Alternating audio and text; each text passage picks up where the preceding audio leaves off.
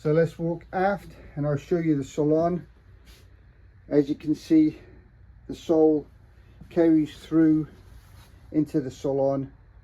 We've got a throw down rug. This covers the access door to the engine room. As I mentioned previously,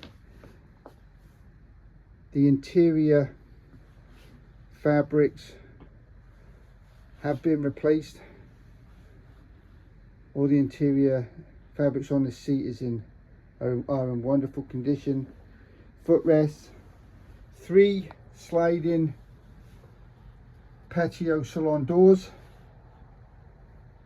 entertainment center, whole side storage, wine cooler, I believe it is, and we've got some decent size whole side windows with blinds that allow nice interior light into the boat. And then aft through these sliding patio doors, we've got the cockpit that I mentioned prior, and as you can see now, we've put the covers on just to give you a general idea of what it looks like and how the boat is kept.